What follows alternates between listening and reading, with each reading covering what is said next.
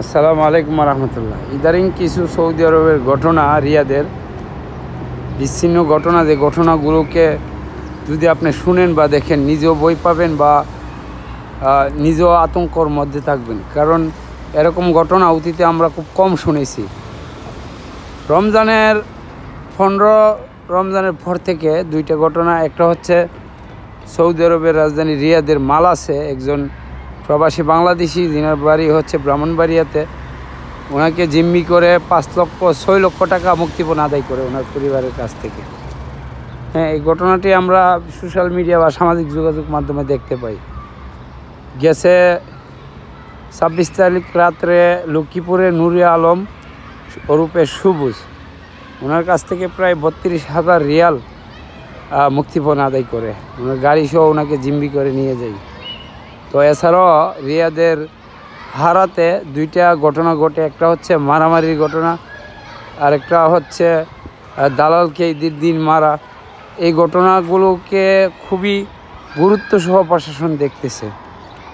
এছাড়াও সৌদি আরবের বাতা বিভিন্ন ছুরি, দাড়ি, হারাতে মানিব্যাগ ছিনিয়ে নেওয়া বা টাকা পয়সা, হাতে মোবাইল, এগুলো নিয়ে যাওয়ার মতো ঘটনাগুলো বর্তমানে সৌদি আরবে ঘটতেছে, অহরহ ঘটতেছে।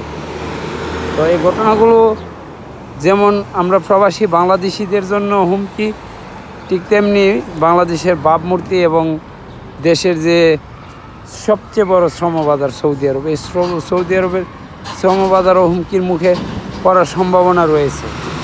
সৌদি আরবে যারা আছে বা যারা কাজ করে, সাধারণ প্রবাসীরা, তারা ভুক্তভোগী হওয়ার সম্ভাবনা রয়েছে। হাতে গোনা হয়তো 8 থেকে 10,000 এই ধরনের বিচ্ছিন্ন কিছু সিন্ডিকেট বা গোষ্ঠী বা কিছু দালালের জন্য আজকে সৌদি আরবের পুরো 30 লক্ষ মানুষের যে কর্মসংস্থান বা কর্মরত সৌদি আরবে রয়েছে, সেটি হুমকির মুখে পড়ার সম্ভাবনা রয়েছে।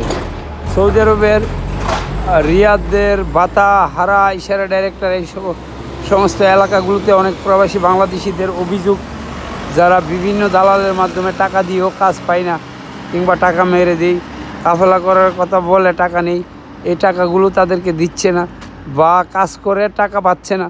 এই সমস্ত অভিযোগগুলো প্রতিদিনই আমরা সোশ্যাল মিডিয়া বা বিভিন্নভাবে শুনতে পাই, এমনকি আমাদেরকেও জানাই।